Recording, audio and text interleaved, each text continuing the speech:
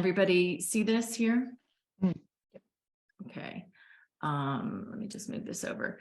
So we've already introduced that. So the overview. Cinthia, why don't you start off, and then you know me, I'll always weigh in. And others feel free to weigh in as well as we kick this topic off.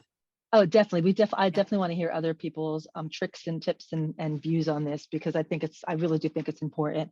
And we started this list with why break down silos, right? Because I think a lot of times, we can kind of get caught up into our own cadences and motions and initiatives that we're working on. So we don't even think about maybe, kind of like looking across teams to say, hey, what are you up to? And maybe we're working on similar initiatives. Maybe we can partner.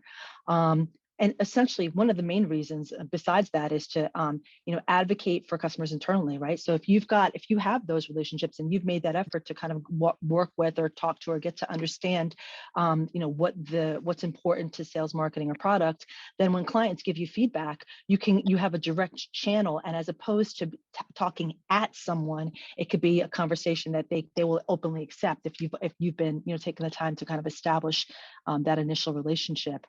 And also to common projects, resources, and tools. This is something that is so it's like one of those things you don't think of until you're in it. When you're, as I was saying before, like when you're working on specific initiatives, and I knew this from the sales side, because sales and marketing love to fight with each other, but I always said, they're trying to do the same thing, trying to win new business. What are they? I would always extend and try to understand who the person in marketing was that covered my product, because if their job is to try to attract new customers, why not see if we're working on similar initiatives and if we can collaborate? Because a lot of times they might have information or tools that you can leverage to help you do your job. And that's no different on the CSM side as well. And that goes for the product team as well, to talk about like what they're doing. And then you can evangelize some of the initiatives they have. And of course, also sales, because if they're looking at renewals or new business, you maybe can share some of the insights that you've had in conversations that you've had with clients to help them do their job. And one just sort of like tangible example is when this is maybe a couple of years ago now, almost, when we were helping a team sort of scale their CS program, and they started to do a lot more sort of one-to-many activities. They started sending out Tuesday tips, and then they did Wednesday webinars and things like that, right? So they had to start sending out more emails to the customer. Well, marketing had been the only one in the past that was sending out coordinated large mass emails in the past. So it became a new motion where they had to basically, they both had turf, they both had turf with the customer. They both had to think about how many emails are we sending out in a month? And they came up with a rule that there would only be 4. And that sometimes those emails would be a joint message even. Whoa, think about that. The coordination that it takes to do a joint email, right? But these things are things that like sometimes are stepping out of comfort zones, or people feel like you're stepping on their turf. Sometimes you actually have to use, like marketing was using HubSpot, and they needed to clear what the emails were and get them registered into HubSpot and coordinate with the person who was going to send them out through HubSpot, right? Things like that. So there's a lot of reasons why you might need to work across groups that otherwise might just, back in the days when we worked in an office, otherwise just say hi in the hallway or at the water tower. What was it called? Yeah, Not the cooler. Water cooler. I know, we haven't been in the Water office cooler. in so long, we forget what the water cooler. I forget what it's called. No, but Jen, you touched on some great things there, and you kind of touched on some of the stuff, avoid duplication of effort, which is the next bullet. And you're absolutely right. It's just like if you, by coordinating with marketing, instead of like the customer being inundated by emails from you and marketing, maybe saying the same thing, or just too much contact and them just kind of starting to tune you out, why not say, and again, it's about establishing that relationship, but to say, hey, here's some of the things that I'm looking at and I'm trying to achieve. What are you working on? Let's coordinate so that we don't make the customer crazy and we can keep their attention, right? And that sort of knowledge sharing, really the collaboration leads to that. It's amazing, like just establishing the relationship internally. We think so much about external, our customer, who's so important. None of us would have a job without it, but you can get so much more done if you have just take these thoughtful steps, to kind of establish those relationships with other teams. And so then we go move on to how can we drive engagement with these internal partners? Okay, so what does that mean? If you're new to a company, this is the perfect time to just say, just put yourself out there and say, hey, I just joined. I'd love to learn a little bit more about what you do and some of the things. Here's some of the things that I'm being told. Start that collaboration early, and when you're new and fresh, people will be less suspicious of you too, because sometimes you do have to. There's those roadblocks internally where people are like, "What do you really want? What's your agenda?" That Right. politics, right?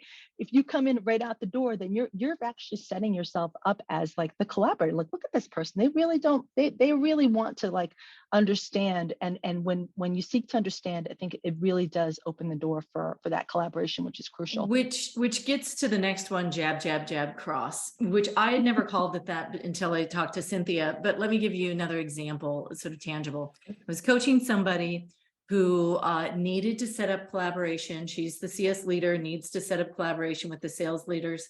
And she's just frustrated. And she's like, I've given up. I don't know how to do it.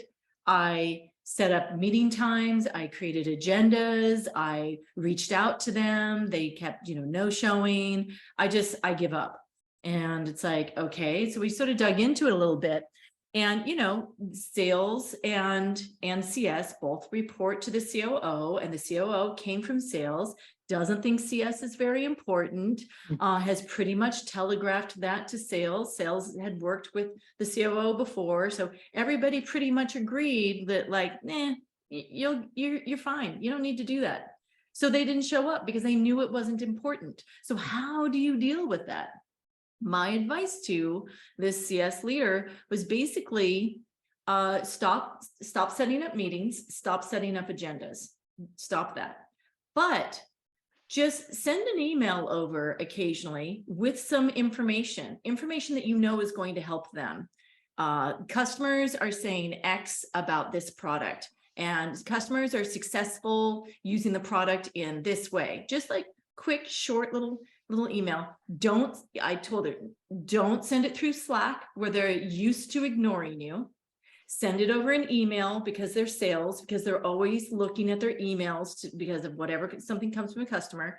Like turn it into almost a marketing thing. Have like a subject line that like is like gonna hook them, and just something short and sweet, only gives them, you're not asking for anything.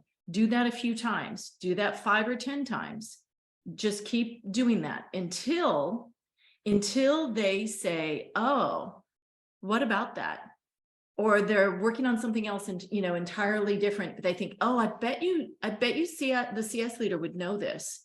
And then they start reaching out to you, and then they start asking you, and then they start coming to the meetings, right? So you think like this is all a one-sided relationship, and it is, until they realize that it can be not only one-sided, but that they'll get more from you, but then they'll start for transaction. If somebody is transactional in that way, they will start to feel like they owe you, and they will start to say, what can I offer you? So this sounds surprisingly like engaging an executive you haven't talked to in an account. Yep. And the reason it sounds like that is because that's exactly what it is. Like it's literally the same conversation. Find the value opportunity, drive the value opportunity, benefit from the engagement. The blocker, and we at Open Sesame, we run this type of marketing effort out of CS. I'm an ops manager. And so we manage that internally because the marketing is always thin bandwidth, and it was the easiest way to get it done. The other teams are busy, and sometimes you got to take that work on yourself. The blocker was, to Chan's point, do the executives, do the leaders of those teams understand the value of this thing? If they don't understand the value of customer marketing, and man, it is the third rail, I'm telling you, the revenue that comes out of those automated programs is easy. It's super powerful, the third rail. It will also kill you if you screw with it. So like, if you're trying to drive customer marketing in an org without a customer marketer, or in an org where demand gen or lead gen has been the history, they're going to treat that new channel just like demand gen and lead gen, which is absolutely the worst idea. Like, it's not that. You can't just batter somebody into clicking a demo. So the value has to be kind of set at the executive perspective. And then to get the marketing across the line, if you're not lucky like me and have the ability to just do it, find a way to make it easy that doesn't look like chores. So that story that Jan told, where the person was sending them agendas and charts and things like that, you were assigning me homework if I'm that person. And I love that. My life is tough. I don't want to do homework. I've graduated, right? So if you make it feel less like work and more like an opportunity, that positioning can sometimes be the key. But there's a lot of variables here, but 100% worth pursuing regardless of the roadblocks. Definitely. It really is. That's such a great example, Andrew. And I was just looking at Viviana. She was saying that, they've had a hard time engaging with products. And I totally get it. And that's actually who I was thinking of when I think of Jab, Jab, Jab, Cross, because, product is like, stop bothering us. We're creating our masterpiece. And then how we kind of, and they tend to ignore you. And how we kind of got past that was, I put together a report, the voice of customer, and no one had done it before for 2022, all of our engagements. And we, put a nice report and then did just this sort of like little 1 or 2 page, like kind of synopsis of like what the trends that we noticed. The head of product contacted me directly and said, we want to have a meeting quarterly with you because they didn't know what we did because our team was new and they loved the insights. And so now we're meeting with them again, actually at the end of the month, and we're now going to give them year-to-date voice of customer. We're going to do analytics on the NPS, the last 3 rounds of NPS we've done.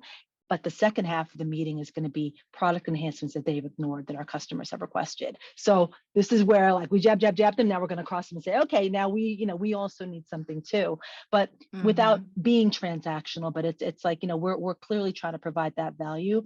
And when you do that, just the same thing with like a customer, exactly what you're saying, Andrew, like with like a C-suite, they want to tell me insights I don't know. That's how you're going to get my attention.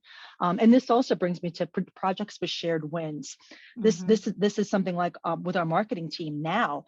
The team was new, and one of the things we wanted to do, we have a complex product where like we need to put together a video library to break down our features. And I was like, let's, we were like, okay, we could do it, but maybe maybe marketing has tools we don't know about. And my colleagues were very leery. They're like, they don't do anything. I'm like, let's find out. They love the idea because guess what? They did have tools. They do have contacts. They're helping us with intro outro videos and with closed captioning. I don't want to deal with any of that. And they're doing it and we get to share the win. I don't care. I'm happy to share the win. And guess what? Now we have regular cadences of meetings with marketing as well, because they understand that we care and we want to understand how we can work together. And there's a lot of transparency and trust as a result. 1 year later, we really do get real during these conversations to understand like how our clients, what they're really saying, et cetera, et cetera. So sharing the wins, it doesn't just have to be about you. And people really appreciate that. Yeah. And, I was just responding to Rodney, who was asking in the chat, if you do something like just sending an email note over or something like that, should you do it on a regular cadence?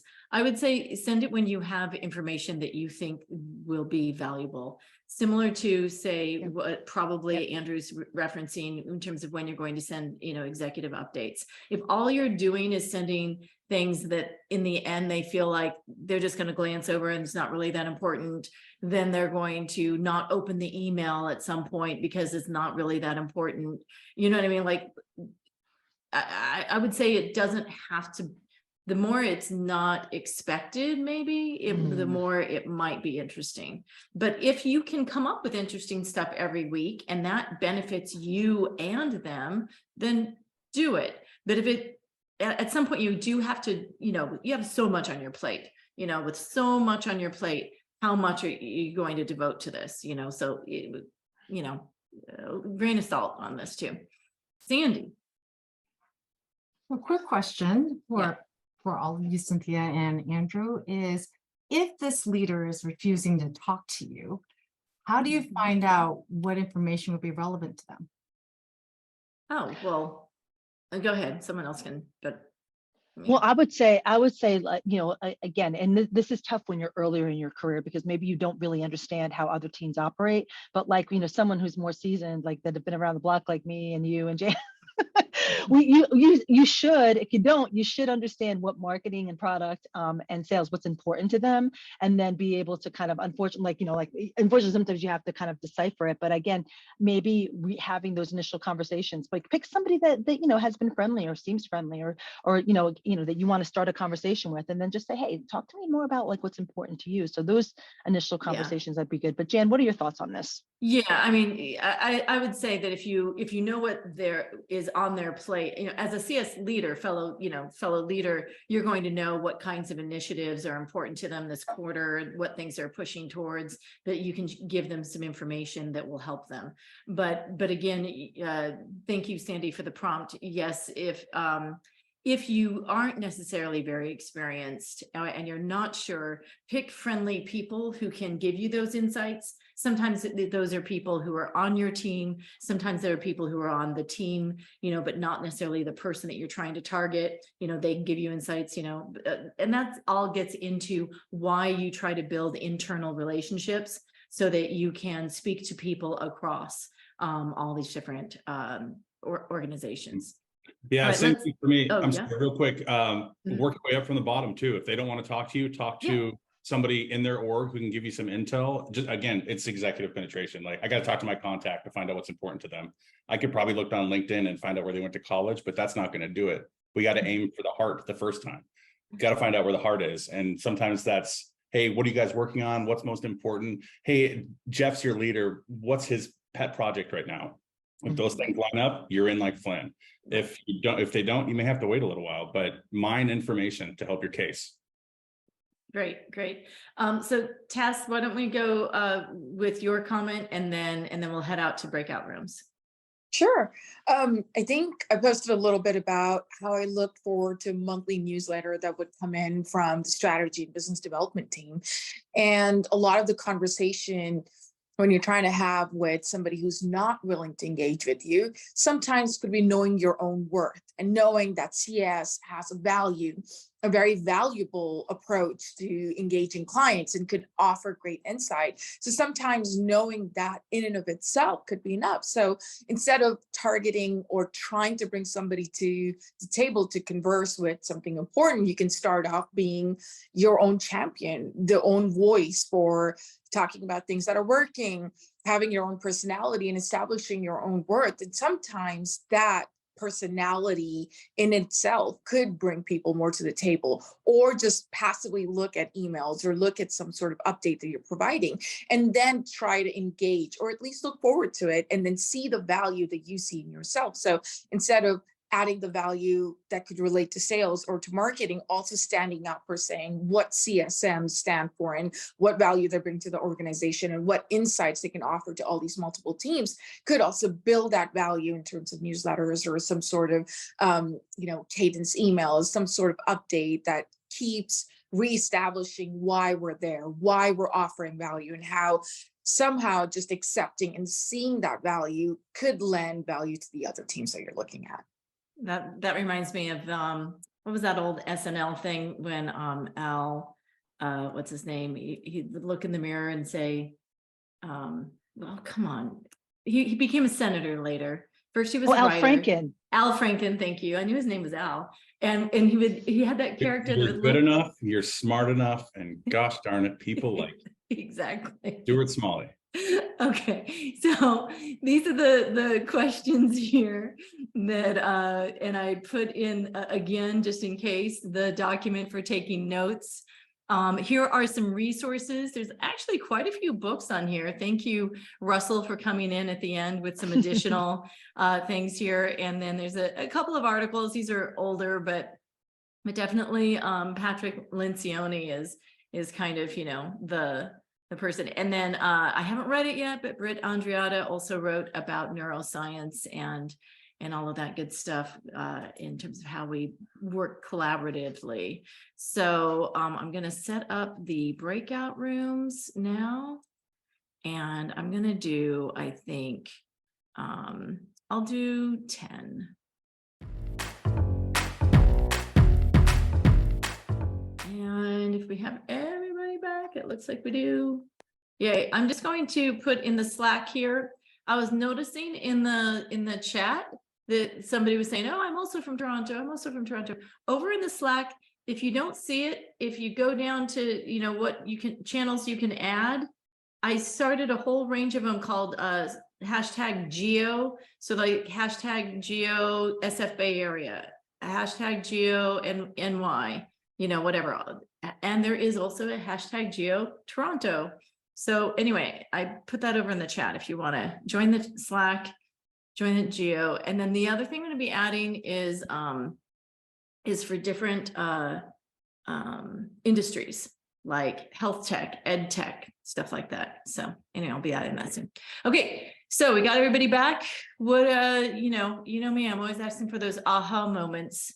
What kinds of things? Now, Carm, you said that you've got like a bunch of stuff that you've got ideas now. What are a couple of them that you're going to sort through?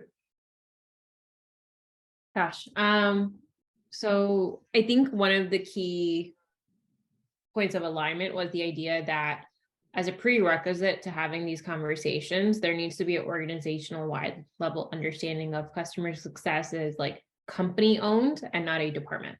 So I think that's a prerequisite to even having these partnership conversations. Next is the idea of like sitting, this is the way Carm's brain works, so please everyone take it for what it's worth. The idea of almost kind of sitting down and having like a success mapping exercise with each person that or department that you want to work with. At least that's, I feel like, a good conversation starter for me of like, hey, director of marketing, director of CS, let's sit down and figure out like, what do we want to be able to do? Because that gives us the opportunity to collaborate horizontally, but then also enable our people as part of our team to say like, okay, here are the learnings, here are the ideal state. Now, like, let's all figure out how to make it happen. So that's kind of what's swirling in my head as a result of today's conversation. Awesome. That's great. Any other thoughts? We had a great conversation in my room. I don't know if Jillian or Emma want to weigh in, because I think there were some great insights that at least validated some of my thoughts and added some new ones. Yeah. Are you referring to like with data and working with other teams? Oh, yeah. yes. Yeah. That was one that we chatted about for sure. That because, and also just the aspect of not other people in other teams might not fully understand what customer success and the purpose of it is too. So it's not front of mind for people to think of us when they are learning about our customers in other ways or whatever the case may be, or just if they have like, especially product, you know, if they have data that would be insightful for us. So setting up that conversation from our end in a way that resonates with the people we're talking to.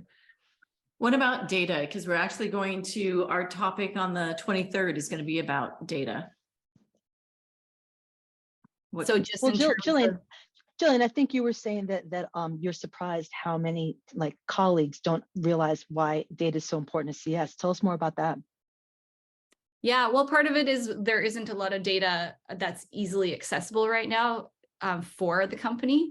So when we're asking for it, it's a big lift as well, and oftentimes the where people's minds go first is that the customer is asking for this specific data. They're not realizing that as customer success, we're being proactive and we're looking for ways to be the advisor to our customer and show the value of the product. So it's a mindset challenge as much as anything too. Yeah, and super dangerous for CS to show other teams data. Like that was a very awkward pause in my sentence. I'm sorry. I don't mean that it's dangerous to show them data. I mean, it's dangerous to show them data without having an action at the end of it. Data analysis has to lead to something changing, something moving. Yes. And or if a trend, or a trend. Spreadsheet, it's so powerful. And they're like, the graph sucks, everything sucks. I don't know what this means. Do the data analysis and then bring them the findings and the recommended action. Don't give them the data just on spec, but make it important to them too. How you position the data is really, really important. So yeah, customer data is super important because nobody else has it. We own it. We're the only people that can get it really. But when you pass the data, send them the full package. Don't just, I'd like to share this sheet with you. They will say yes, they will never look at it. And Great point. But you've got your hand up. Yeah, I just wanted to give a shout out to Joe from our group also, who reflected a lot on how important it is for the leadership team to not only be aligned on the business objectives, but actually be aligned as human beings and work together well, because there's nothing worse than having a warring group of leaders. Everyone else is kind of screwed if that's the case, you know. So yeah, Joe's story on, you know, how he'd achieved leadership, cross-functional collaboration, it was actually pretty cool. Yeah, that really building the personal relationship. We do that with our customers, like Andrew was saying, you know, a lot of the same ways you build relationships with your customers is just a reminder to do this within your company, and thinking about how then you can move towards, you know, rowing in the same direction, right? And sometimes, yeah, that if that's missing, you know, coming down from the top, it's really hard to overcome, but it's not impossible. You can have some pretty challenging situations where people are, you know, pitted against you, and you can still overcome it, frankly. You know, yeah, I think some of us have been there. Sadly. And that's why I think developing a relationship with your, you know, with your peers can go such a long way. Like you can manage through some of those conflicting, you know, goals or OKRs and the like, if you actually develop a relationship. Definitely, absolutely. And again, it's about that collaboration, but it's not easy to get that collaboration. And that's why, like, actually a couple of books that I put in there were about mindset, and Dale Carnegie's How to Win Friends and Influence People, which does not seem like a collaboration thing, but it's, to me, I feel like the number one way to that I've been able to kind of establish some of the relationships that I have was by understanding, like, the other person, or having that genuine curiosity. And when you come like that, right, then I think more people are more open to work with you. So mindset. Great. What other kinds of thoughts has this been bringing up for you? Did anybody come here with a challenge today that, like, I need to figure this out? I think a lot of the challenges seemed shared among some of us. Yeah, like what? Share.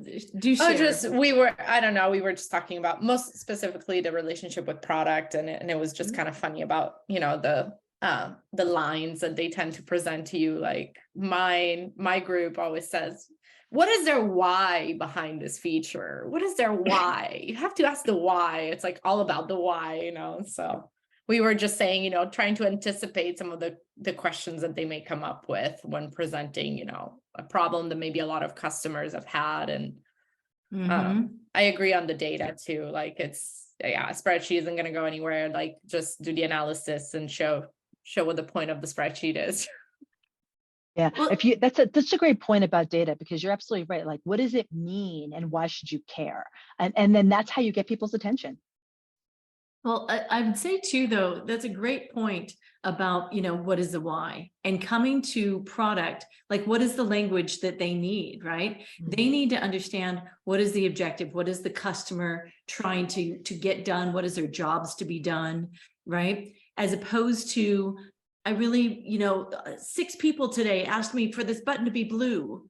It's like, all right, but why? You know, like, I would ask why. Like, why does that button need to be blue? Why is everybody asking for it to be blue? You know, and so I sometimes if you know you're going to get that question, well, then how can we prepare to answer the questions they need? It's the same sort of thing if they come to us, right? When they come to CS and they want you, you know, to add this task. Oh, you talk to the customer. Ask them this. Yeah, there's a lot of misalignment between everybody on Earth and product, I think.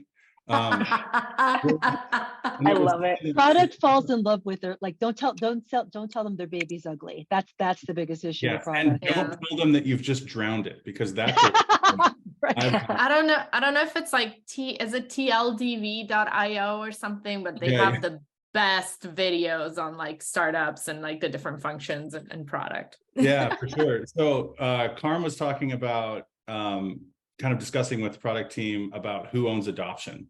And if I asked this group what adoption means, I'll bet you that almost all of us would say growing your depth of use of the product or using features or something like that. In the product world, adoption is logging in the first time equals 100% adoption. Listen, They're like, we did our job. We did our job. I swear to you, I'm not kidding. I wasn't even going for a laugh there. That's real. So when we talk about we want customers to adopt, we know that they haven't. A product might think that they have. So like, aside from tactics and analysis and positioning, are you even speaking the same language? It's a real thing. So like, maybe talk about, I want to understand your perspective and what you mean by this. And when we say adoption, we mean this. Is that the same for you? Like just understanding what's real, agreeing on what's real first to start that conversation. But there is a complete misalignment between what we want and what they want. That's just assume that that's true. Not like you're never going to cross, but like what's important to you may not be important to them from a customer perspective. Okay. Totally agree on that last point. But on the first point of like, okay, I have encountered product teams that surprisingly don't want to speak to the customer or don't want those insights or something. But the idea, like depending upon how many folks you have in product, but people who at least have like a subset of the overall product, right, that they're responsible for, they want to know that it's being used, in my experience. Is that not accurate from other people's experience? Like, that has not been my experience. And it I've had similar experiences. Wait, Lisa, Joe, what?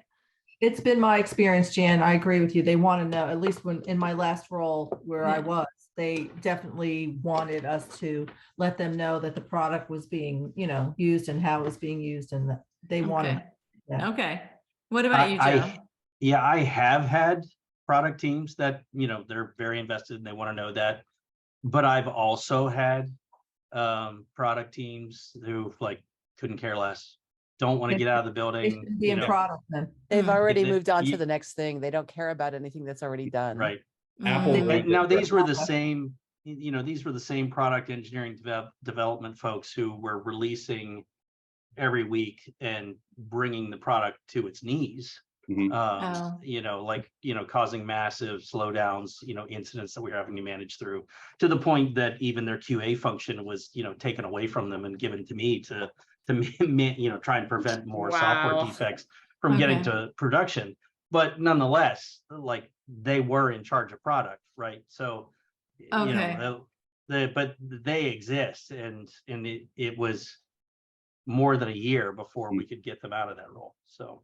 Okay. So then in those kinds of situations, clearly then when you have somebody who's a bottleneck in the organization, it's about showing them through data kind of what the impact is of that set behavior, right? And that's how then you can eventually help them understand either they understand they need to change, or someone else in the organization will start to see the impact through the data you're sharing, right?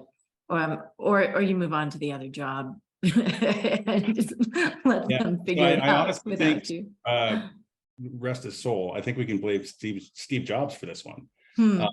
Moved product perspective from tell us what you want or tell us what you think would be cool and we'll make it, to I will tell you what you need, which you don't need the customer for that conversation. So do they want to hear from the customer? Do they want customers bombing them with feature requests? Probably not. If they're already in multi-sprint or 1 week sprints and we're releasing features all the time, that's the last thing they want, is more asks and more cool stuff to put into the sprint that never ends. But what we're telling them is the customer could benefit from this. And if you have a misalignment between product and customer success on what's good, then again, like we need to come to an understanding of the mutual goal that we share, because to Jan's point, it's there. You just got to uncover it.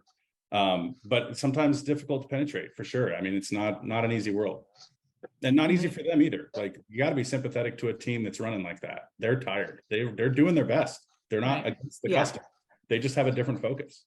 In the same way we need to have empathy for our customers, having empathy for people internally, right? And thinking about it in the same way we need to, as we're building out that customer journey and those things, putting on the customer shoes and the hats and thinking from their perspective, doing that with our internal partners to build those relationships, same sort of thing to try and get there. Okay, so we've talked about how to try and build a relationship with unresponsive sales, with unaligned product. What about marketing? Did anybody come up with some good tips or challenges or something like that between CS and marketing? Leveraging marketing to find out what case studies they're looking for. Mm. A lot of times they're going out and they've got all, at least where I was at, marketing was funny because they were the ones going to all the conventions. They were the ones doing all the little workshops. So they claim to be the experts with everything. However, they weren't, they didn't have the relationship with a lot of the current customers because they were too busy trying to get new business. So leveraging that book that you have to kind of find out what are you looking for case study wise, and maybe I can get that for you. Mm-hmm. So if you're getting case studies for them, and that helps to build the relationship, then what other things like have you been able to do so that then they start to think about that marketing voice or marketing motion that happens post sales? Have you had any success in the past with that? Yeah, I mean, sometimes it would take a collaborative effort from like one of the AEs to go out, and this is kind of a piggyback off of last week's conversation with the CSQLs, but definitely there has to, and we would all meet, the three of us, sales, marketing, and the CSMs. We would have our Friday meeting. Yeah, we would have our Friday meetings, and we would definitely there was a little bit of a collaborative effort, but if we would pay attention, which a lot of the CSMs were annoyed by the salespeople already that they had to be at that meeting. But if we would pay attention and find out, I'd tell them, guys, we can actually leverage some of this in our books if we would just, talk to them. And there'd be a few one-off conversations on a Friday. But that's the thing, is just listening and finding out, okay, what is it that you need? I'm probably already having that conversation in a meeting, and I probably have that population that you want to target. But I mean, if you're looking for something, and it also gets you better product knowledge, which I don't think most CSMs are kind of thrown to the wolves, right? Like we learn it as we go because there's certain features that aren't even told to us till later on. It's like, oh, wow, thanks for letting me know that. So yeah, there's definitely some pluses, but you got to also leverage what they need to kind of get that relationship. And that's the key. You got to initiate that. I found that from marketing, because I'm coming at this from customer marketing, and I found that I was able to build those relationships with my CS team once I was able to give them time back to do more strategic activities. So we revamped our referrals process so that they were no longer getting a myriad of requests from sales and product and everybody to say, I need somebody to do this. Help me. Now I've created a process. We've established that, and we've saved, like, in a month, they get 20% of their time back to do other things. Yep. Wow. And that number is huge. Yeah. Yeah, I saw that the place where I was an interim at a year ago. That was the first thing I tried to do, was streamline that process, right? Because otherwise it's just poke. I need. Exactly. And you can't, there's no way as a CSM that you can do all of the things you need to do in a day when you still have to answer, 57 emails from somebody or Slack messages, or however you're communicating it. Yeah. So if I can advocate for marketing, they're facing the exact same thing. They have all campaigns and all this stuff to launch. And if CS is coming to them asking for executables, we are joining a cloud of people that they would prefer not to hear from because it just looks like work. But for me, I've connected with marketing and CS in a couple of orgs now. And the biggest pivot point is changing what they see as a win. Marketing wants a fight they can win. They're looking to revenue, like generate new business leads into MQLs, a whole funnel process, and then put that into a recurring revenue model, right? Like that's the goal of marketing, is to put money in. If they're looking at the customer marketing motion, there's not a ton of money to be had. Customers don't want to get that type of content. They don't want to, from marketing's perspective, they don't want to hear, come to this demo, come to this webinar. Like, they're busy, right? But the win for marketing from a customer perspective is dollars, but not directly. It's deeper in adoption and deeper product knowledge and advocacy and renewals and, or sorry, referrals, retention, yada, yada. all that stuff, which will in turn drive retention and will also drive new business. So the win for customer marketing isn't dollars. So that you kind of got to work with them to change the model. But once they start getting that win, nothing marketing wants more than a win that they can report on. So just a little bit of a change there, but same basic motion, just the shift a little bit. Great. I think it's we all know this, but we have to keep going back to it, that your question is, how can I help the customer? How can I help my other teams or the other teams? If you go into these relationships trying to find out how you can help, I think forming the relationships would be a lot easier and a lot more valuable to everybody. Just if you don't know what product's thinking, ask them. Or your customers, ask them. You're so right about that, Kathy. I'll give you a real example. We jumped on a call with our marketing leader one of these days, I think it was last month. And we got on and we said, so how can we help you? And he was, let's just to take it aback, because he's like, oh wait, usually I start with calls, people asking me as like, we need this from you, we need that from you. And then you're the person, you're the first one to ask, like, how can you help me? And then that kind of became kind of like a topic of conversations of, but that's just, it's a lot of time we're thinking from our perspective, we have to think from their perspective. It's almost like working with customers, put yourself in their shoes and kind of think about it that from that perspective, and then try to figure it out. If this is what they want, if this is what we want, how can we meet somewhere in the middle? How can we align on that? I think that's the key at the end of the day with communication. Great. Well, we've gone way over. But thank you so much for all of your contributions today, everyone. And really appreciate how you've been able to share in the notes, share with each other, and continue to bring that back to Slack. And Carm, I'm so glad that this was a topic that was timely for you. And feel free to continue the conversation in Slack, connect with each other. That's what this community is for, is so that we can help each other. There's a lot of great minds in here, and yet we all end up with our challenges, even if we've been at it for a while. So everyone has something to contribute, and it's something to bring to the conversation, whether it's questions or insights. So really appreciate everything that you brought here today. Awesome.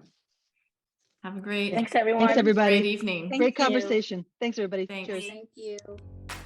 Thank you so much for tuning into this week's episode of Success Hour, formerly known as CS Office Hours. We regularly put out new content, so to be the first to know, like this episode, tap that notification bell, hit that subscribe button, and we look forward to seeing you soon.